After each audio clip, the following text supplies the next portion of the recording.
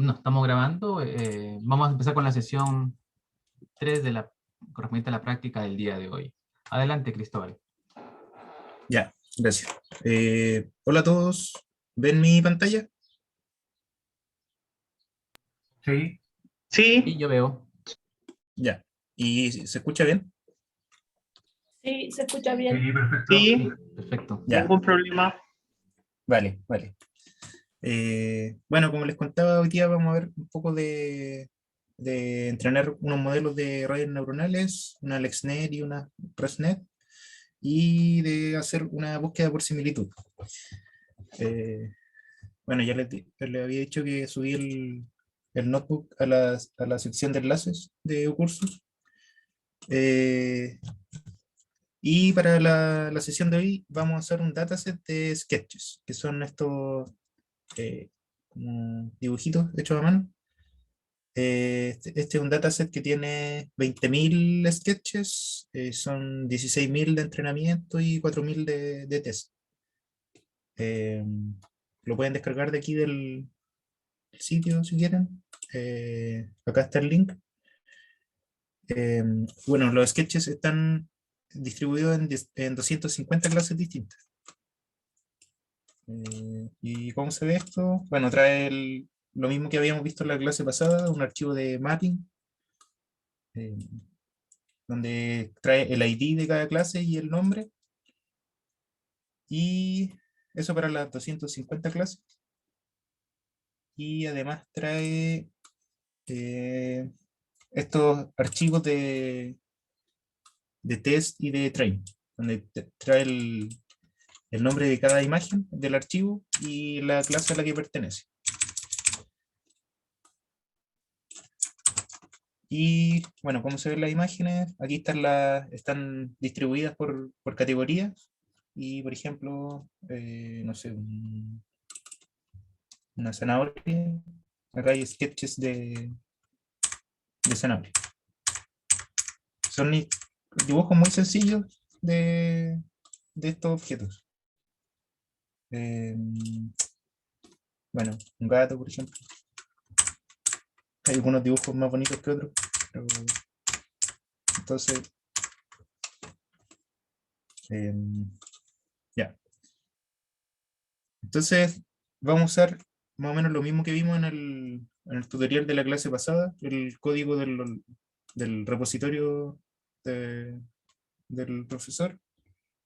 Y voy a ver si es que me dejan conectarme a una GPU, pero probablemente no, porque ayer estuve entrenando los modelos.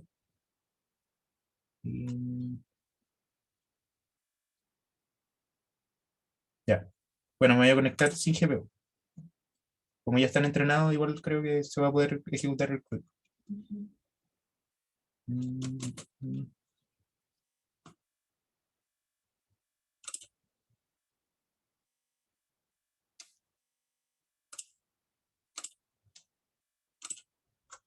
Bueno, ya, ahí sí. Entonces el primer paso va a ser clonar el repositorio de COPNet. Que si se puede tener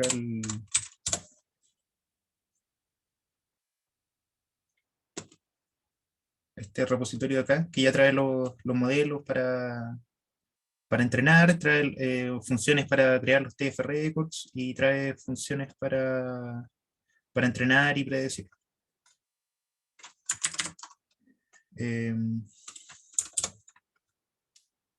Y vamos a crear estos directorios para guardar, por ejemplo, los snapshots de los checkpoints que guarda después de cada época el modelo en el entrenamiento, y estas carpetas para guardar los datos. Bueno, si vemos acá en el sistema de archivos, se van creando estos datos.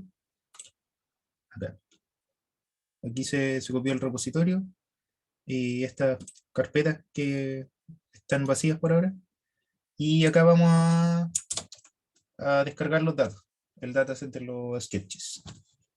No es demasiado pesado, así que eso es rápido. Y bueno, ahora acá en la carpeta de datos tenemos la carpeta con los sketches, los archivos que les había mencionado. Y, por ejemplo, podemos ver, no sé, imágenes de aviones, y se pueden abrir acá en Colab también, por si los quieren ir explorando. Por ejemplo, ahí hay un ejemplo de un avión.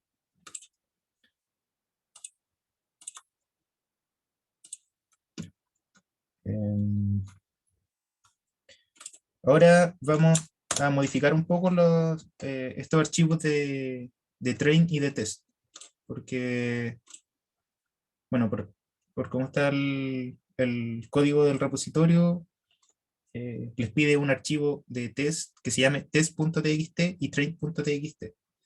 Y además acá le agregué la ruta desde el directorio base del repositorio. Entonces ahora aparece no solo esta ruta, sino que completa desde el directorio base.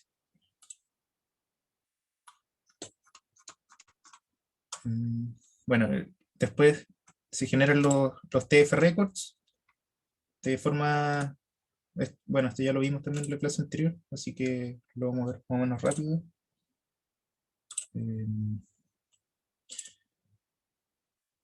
El repositorio ya trae un archivo para sketches. Está acá en configuraciones y sbir clconf. Y lo único que hay que modificar es ciertas rutas para que apunten a nuestro directorio en Colab. Si quieren correr esto localmente en sus máquinas, también tienen que modificar algunas de estas rutas en los archivos de configuración. Por ejemplo, acá, ¿qué es lo que vamos a modificar? Ya. Bueno, el número de épocas estaba en 50, pero yo entrené por 20.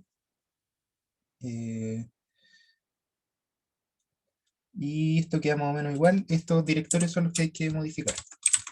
Los de los snapshots y los de los datos, que son los que están ahí.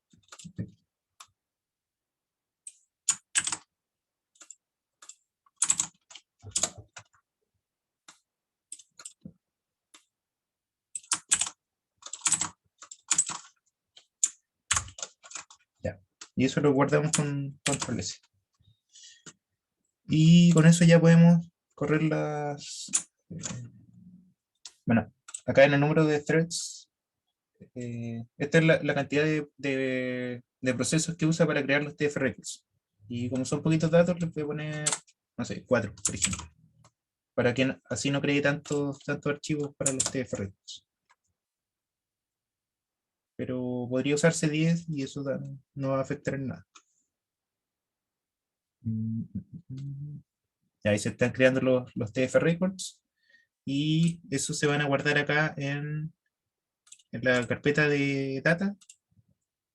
Ahí se van creando los de entrenamiento, y como le puse all, también se van a crear los de test. Eso se demora un poquito, como unos 5 minutos. Así que vamos a seguir por mientras con el código, mientras se ejecuta eso. Ya, y acá se hace el entrenamiento. Hay que cambiar un poco el archivo de train, pero eso está aquí, no es tan importante. Y si se acuerdan, el archivo de train lo que hace es cargar los datos que creamos con los TF records, crea un dataset de train y un dataset de validación. Se definen ciertos callbacks para ver cómo se van guardando los checkpoints en cada época. Se define el modelo que vamos a usar. En este caso, vamos a usar una AlexNet, que está acá en el repositorio, en Models, AlexNet. Ahí está toda definida la arquitectura. Bueno, todo esto ya lo habíamos visto, pero lo voy a pasar rapidito. Y se define qué tamaño va a tener el input de la red, si es que se van a cargar o no algún checkpoint previo. Y acá se define el optimizador, y luego se compila el modelo, y en este paso ya se comienza a entrenar. Y eso fue lo que hice acá con una AlexNet. Aquí carga el modelo, son 9 millones de parámetros. Y esto se entrenó por 20 épocas. Acá podemos ver que este es el accuracy sobre los datos de entrenamiento al final de cada época. Y podemos ver que con los datos de entrenamiento esto anda súper bien. Bueno, en la última época ya alcanza casi el 100% de clasificación con los sketches, pero si vemos el accuracy de validación es de un 54%, que no es muy bueno en realidad. O sea, este es un caso de overfitting, que el modelo está aprendiendo muy bien los datos de entrenamiento, pero cuando tiene que generalizar a datos que no ha visto, no funciona bien.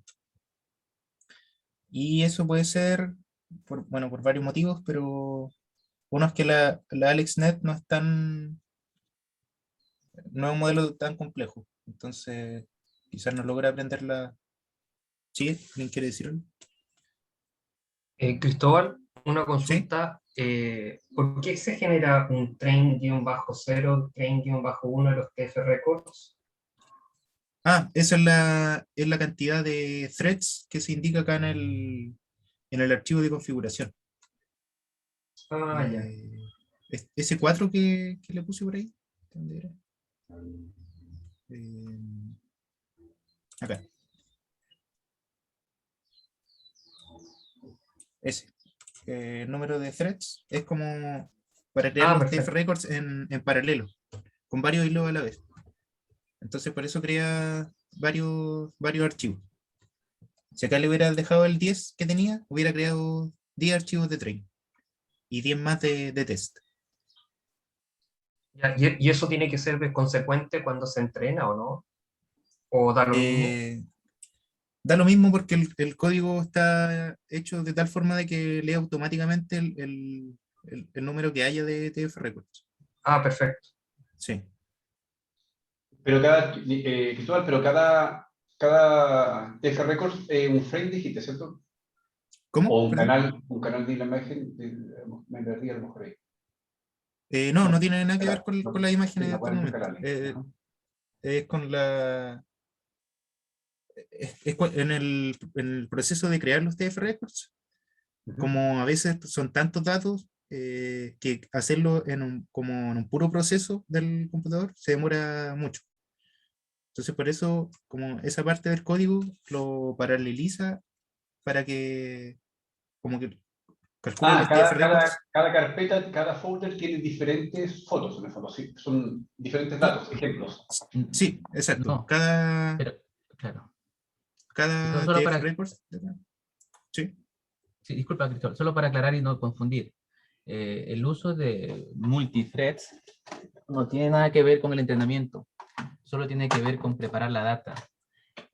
Podría Cristóbal, no, por ejemplo, lo más simple es no usar multithreads, ponerle falso ahí en la línea 16 de la configuración, y lo que hace esta parte es preparar la data para que alimente al modelo de entrenamiento, al modelo de la red neuronal. No estamos entrenando, no hay capas, y no tiene que ver con carpetas donde guardaron nada, porque finalmente los datos de entrenamiento se reducen a un archivo de texto, el train.txt, y los datos de test se reducen a otro archivo de texto, test.txt. Sus datos pueden estar por cualquier lado, ¿sí? Pero ustedes generan un archivo de texto, que eso es particular a nuestro modelo, porque ustedes revisan otros códigos y lo hacen de diferente manera. Pero nosotros quisimos abstraer la ubicación de los archivos o cómo se procesa la data, abstraer eso, del modelo de cómo entrenamos. Son cosas diferentes. Usamos TF Record para generar, diríamos, un formato más simple para TensorFlow.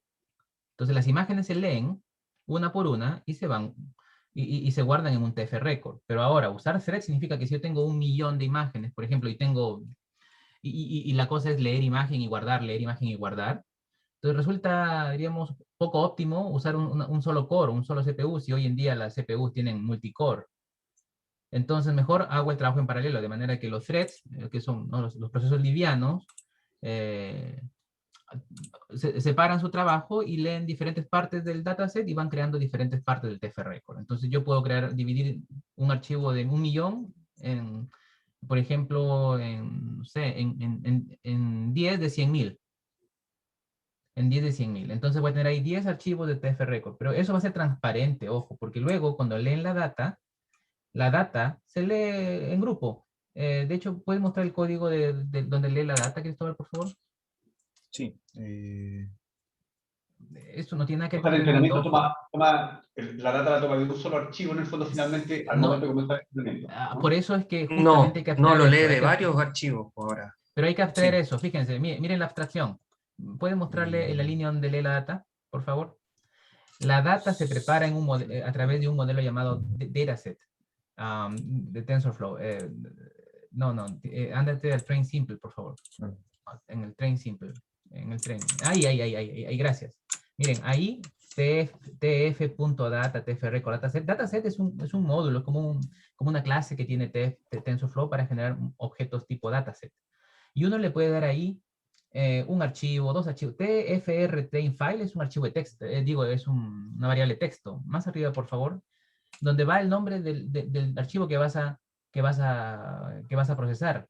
Entonces, si utilizo multithreads, por ahí hay, por ejemplo, ahí en la línea 40 dice, if configuration use multithreads, lo que yo hago es crear una lista con los nombres, con todos los diferentes nombres que hemos creado.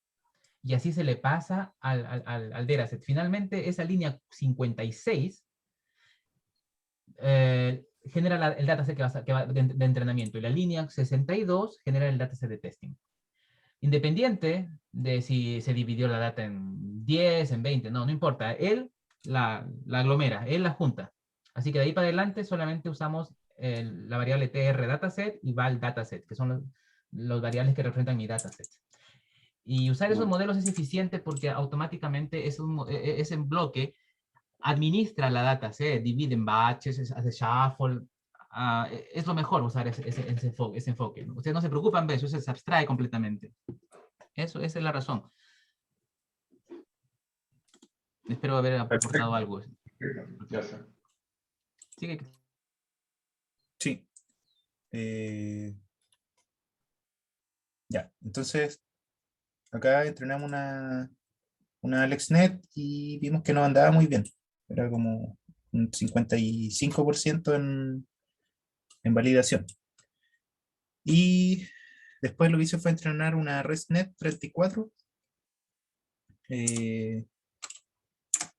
Bueno, eso creo lo vieron hoy día en la clase, lo vieron en la clase de hoy.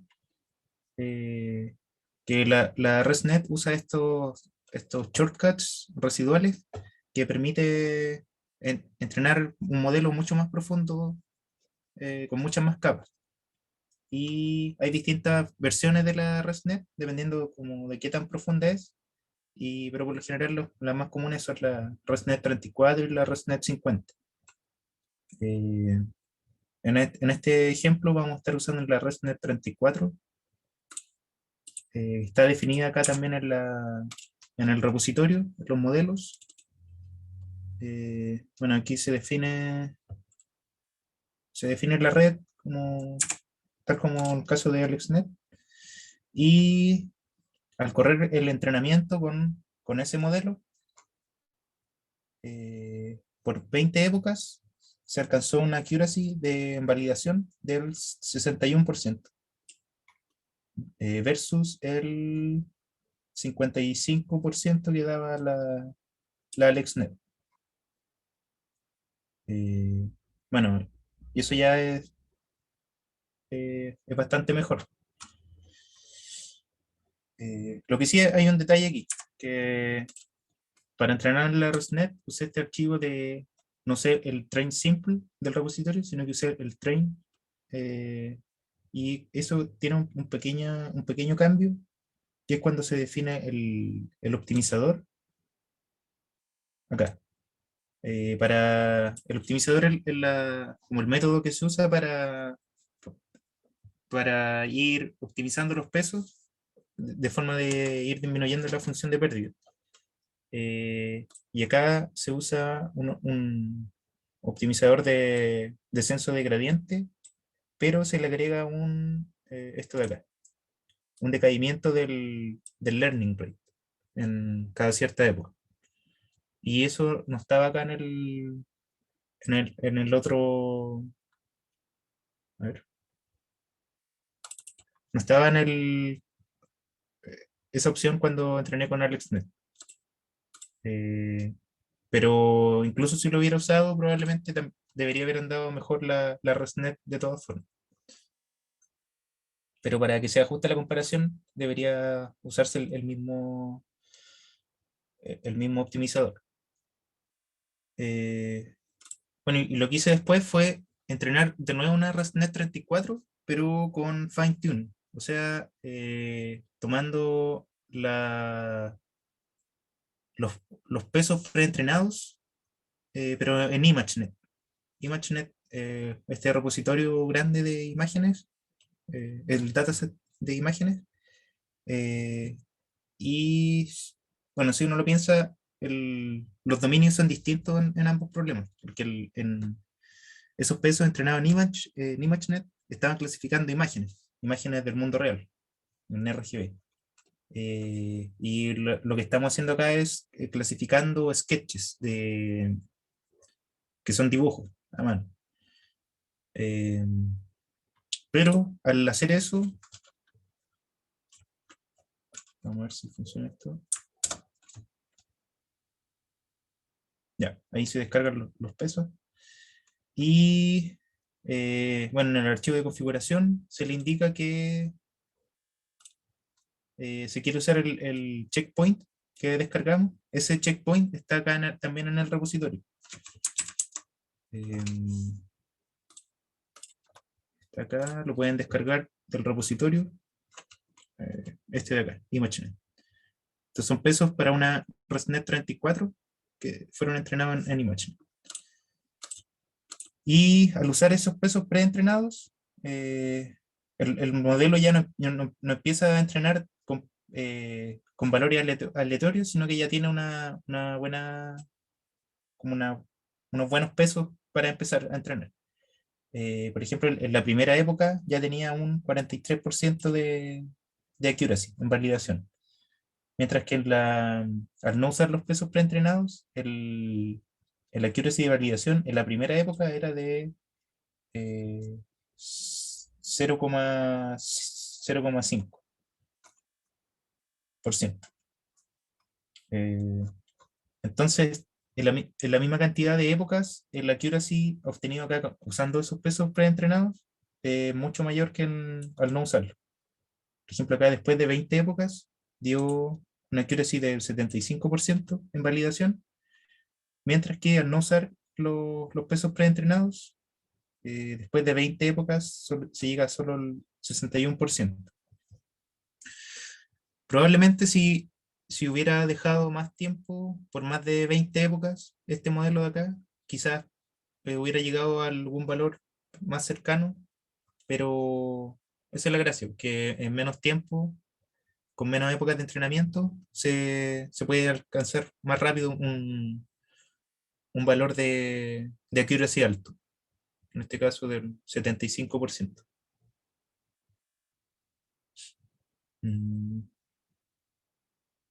Y acá hice algunas predicciones usando los datos, los pesos que obtuvo. Y lo que les decía la clase pasada, que si uno entrena aquí los modelos y después cierra sesión en Colab, esos datos se pierden. Entonces es bueno respaldarlos en nuestra máquina o en Google Drive. Y eso fue lo que hice acá. Entonces, como ahora no corría el entrenamiento, voy a copiar los que ya tenía, los que ya había guardado en el Drive. Ahí copié los pesos y para predecir se usa el mismo archivo bueno, aquí vamos a predecir sobre estas tres imágenes de ejemplo, que es una mariposa, un gato y un cocodrilo. Y acá se ejecuta el mismo código de train, pero ahora en vez de entrenar, se le dice que quiero predecir. Y eso me va a ir preguntando interactivamente para que le pase una imagen. Por ejemplo, el de la mariposa era este archivo, y le paso ese archivo, y acá me tira a qué clase pertenece, y la probabilidad con que pertenece a esa clase. Bueno, la foto de la mariposa, al pasarla por la red, me dice que es de la clase 123. Y si nos fijamos acá en el archivo de mapping, el 123... está desordenado esto, pero... no. Ah, no es el de mapping.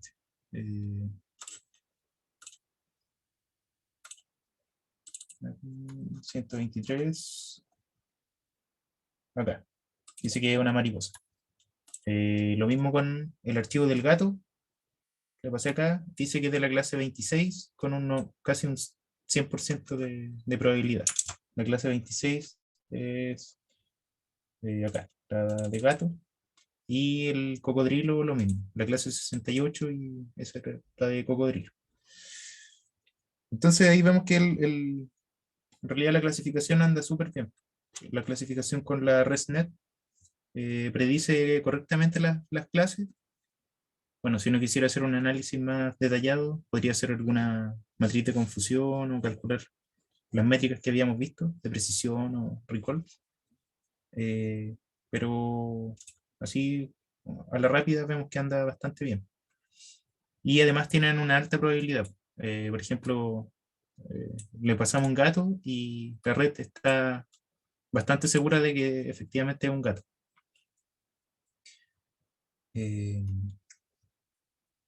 ¿Alguna duda? ¿Algún comentario hasta ahora? Ya. Y con esa red entrenada, se puede hacer algo similar a lo que no alcanzamos a ver la clase pasada, pero lo vi más o menos en la rápida, de extraer las características de las imágenes y con eso comparar los vectores que obtenemos al final y ver cuáles son las imágenes más similares, como lo que vieron hoy día en la clase. Y para eso usé el repositorio bueno, el otro repositorio que había subido el profe, de atributos visuales, que está acá. La clase pasada al final mostré algunos ejemplos como este, de buscar por color o por textura. Y acá vamos a hacer algo similar. Bueno, esto es para el procesamiento de los datos, de cómo los toma el repositorio. Por ejemplo, en los datos de test, para generar el catálogo, lo único que hacemos es borrarle la columna que tiene la clase. Este código de atributos visuales recibe solamente el nombre de archivo de la imagen. Y acá usé la ResNet 34, que ya había entrenado antes. Bueno, haciendo algunas modificaciones en los archivos de configuración. Pero esto no es tan importante, ya no queda mucho tiempo. Después lo pueden ver con calma, aquí está todo detallado.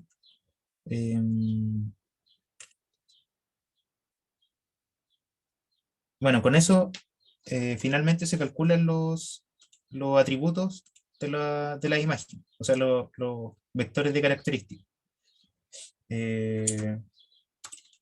Eso está acá en este archivo del repositorio de atributos visuales, que tiene dos modos. Pueden usarlo para extraer los vectores de características o pueden hacerlo para realizar la búsqueda. Entonces primero vamos a calcular esos vectores y para eso se van leyendo las imágenes, se pasan por la red y se van guardando esos vectores. como para cada imagen, lo pasamos por la red. Después de las capas convolucionales, recuerden que se puede hacer un Global Average Pooling para obtener un vector, un vector largo solamente para cada imagen. Y eso es lo que se compara después para hacer la búsqueda por similitud.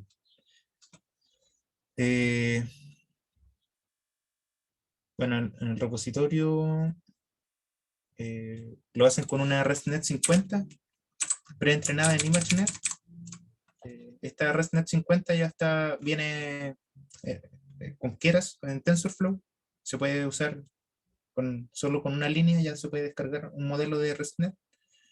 Y lo interesante de eso, que delante preguntaba un compañero, es que se pueden obtener la salida de capas intermedias. Porque si uno tiene un modelo y le pasa una imagen, va a entregar obviamente la salida de la última capa. Pero también se puede sacar la información de capas intermedias. Por ejemplo, este modelo de ResNet 50 trae una capa, bueno, si nos fijamos acá, esto trae varios bloques, ¿cierto? Acá tiene un bloque 2 de convoluciones, un bloque 3, un bloque 4, un bloque 5. Y además, dentro de ese bloque trae varios como subbloques. Y cada uno de esos bloques tiene, en la implementación de Keras, tiene un nombre en específico. Y eso se puede extraer acá. Por ejemplo, lo que se asocia con una capa de color puede ser una capa del bloque 2, del bloque de convoluciones 2, después del bloque 3. O sea, de aquí saca como el último de esta parte de la red. Y si uno quisiera algo que se podría interpretar como textura, podría ser una capa de más al final, como la salida de alguna de estas.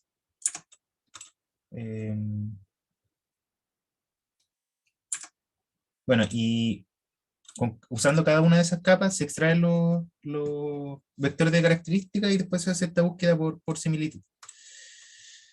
Bueno, acá hice algo muy similar. Creo que no.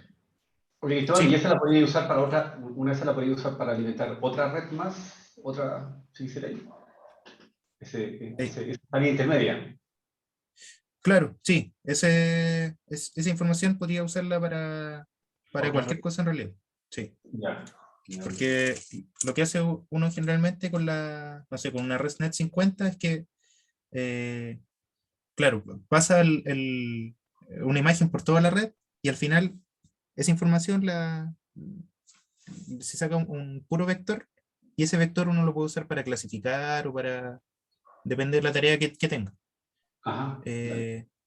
Acá podría hacer lo mismo, solo que en vez de tomar el último, toma uno de entre medio. Pero dependiendo de la tarea, quizás esa representación no sea tan buena. Por ejemplo, si quieres clasificar, te conviene tomar la última capa.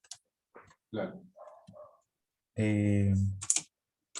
Ya, y bueno, acá hice algo muy similar, pero usando la ResNet 34 que ya había entrenado con los sketches. Bueno, acá en el código están todos los detalles de cómo lo hice.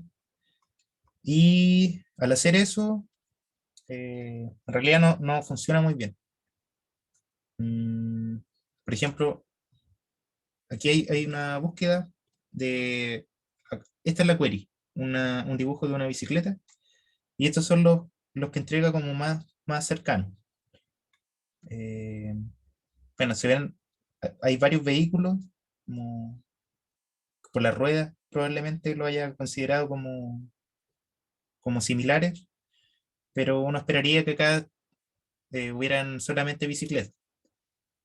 Igual, esto hay que pensar que los sketches son como súper básicos, no tienen demasiado detalle, no tienen colores, entonces quizás podría ser, esa es la razón de que la búsqueda no es tan buena.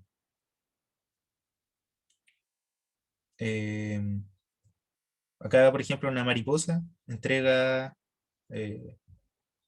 casi cualquier cosa en realidad. pero tienen como ciertas características similares, que son, por ejemplo, la mariposa son líneas más o menos simples, son dibujos sin mucho detalle. Eh, Cristóbal, ¿Sí? ¿qué te pasó ahí cuando aparece solamente una imagen por fila? Ah, es que no alcanzó acá, pero Ah, esta es la query y hacia la derecha van, esta es la más cercana, por ejemplo, la más similar. Después esta es la segunda más similar y así sucesivamente. Y esta es simplemente la que ok, seguía después de esta. ok, Eh, perfecto. sí. Acá hice otra query con un gato y bueno, recupera hartos animales y en este caso son sketches que tienen un poco más de detalle. Eh, entonces, por eso probablemente los considera como similares. Pero de nuevo, si uno quisiera que aquí hubieran puros gatos dentro de los más parecidos, pero Como que lo agrupa, eh, como que funciona bien como agrupación. claro, claro. Eh, y acá con el cocodrilo, eh, tampoco entrega muchos cocodrilos, pero aquí es interesante ver que, por ejemplo, este cocodrilo tiene esa orientación, está como en diagonal y entrega varias cosas que están más o menos como en la misma orientación. Eh, pero también, tampoco es muy bueno el resultado. No esperaría muchos cocodrilos. Eh, bueno, después hice otras pruebas para ver si andaba un poco mejor con la ResNet 50, pero esta ya estaba entrenada en ImageNet, no en Sketches. Pero los resultados no son mucho mejores. De hecho, son peores. Eh, bueno, todo este análisis lo estamos haciendo como muy por encima visualmente, pero se podrían aplicar las métricas que vieron en la clase para ver para poder comparar bien los modelos. Eh, bueno, eso era básicamente el tutorial de hoy. Eh, bueno, igual se podrían probar algunas cosas, por ejemplo, con la ResNet 34 lo que hice fue tomar eh, la última capa de la salida de acá, justo antes de clasificar. Pero si quisieran hacer pruebas, podrían tomar alguna capa anterior para ver si es que eso funciona mejor. Eh, y lo otro que se podría hacer es que cuando hice las pruebas con la ResNet 50, esa ResNet 50 estaba usando los pesos que entrenó en ImageNet. Entonces se podría entrenar esa ResNet 50 en Sketches y después hacer este mismo análisis. Probablemente entregue mejores resultados, pero Cristóbal, sí, hay que tener en cuenta que cuando explicarles que, por ejemplo, cuando uno entrena la red, eh, hay un preprocesamiento. Las imágenes no entran directamente al modelo. Nosotros en nuestro modelo lo que calculamos es la media. Y miren, hay un preprocessing en data al final. Hay hay una función que preprocesa que se llama parser TF record. Hay que ver cuál está ocupando el entrenamiento en ese momento, pero ahí lo que está haciendo en algún momento tiene que restarle la media. Abajo, miren la línea 261. Image menos min image. Y eso hay que replicarlo. ¿Está replicándose en nuestro modelo? no estoy seguro. No estoy seguro. Eso. A ver, vamos a ver. Bueno, acá Em, se carga la Se función. carga, Eso. sí, min image. Y es importante eso ver, hay un min image ahí. Y ya no importa, pero baja, eso no es parte, es parte del procesamiento. Leen la imagen ahí leen la imagen, hacen return the image y más arriba, en algún momento tiene que haber un feature, compute feature, lot feature, no, ese carga, no, lot get compute features. Ahí está. Ahí Sí, le está, está restando la... le está restando la media. Y luego, claro, ahí le está restando la media. Sí. Es importante porque si no respeta eso, no sigue el mismo protocolo. Es decir, para usar una red hay que seguir el mismo protocolo. El mismo protocolo. ¿Y qué podríamos ver la capa que está sacando? No, me perdí ahí. Con la ResNet 34 Ujú, ujú. estoy sacando la salida del backbone. FC7 del No, backbone con Global Average Pooling. sí, saco el backbone y después le hago un global No, average. vamos a la más simple para no confundir al AlexNet.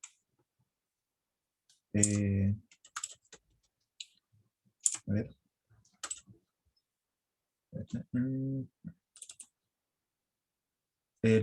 Acá. Ujú.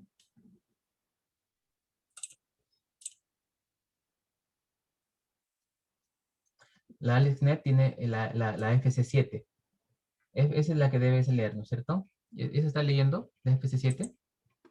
Sí, Ah, ya. Entonces sí. debe estar indicado ahí en el search. Debe estar indicado que está leyendo la capa FC7. Sí, esto lo modifiqué un poco, pero estaba acá en la... Ok.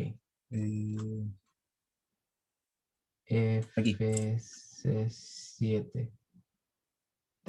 No, o sea, no lo saqué por nombre, pero Entonces, saqué el perdón. backbone de la ResNet. Ah, el backbone. Sí, y después acá le apliqué el global average pooling. Ah, pero ojo que ese backbone no tiene la... ¿O sí? Miren el Está backbone. acá. Ese backbone termina ahí. No, pero hablo, no, del AlexNet.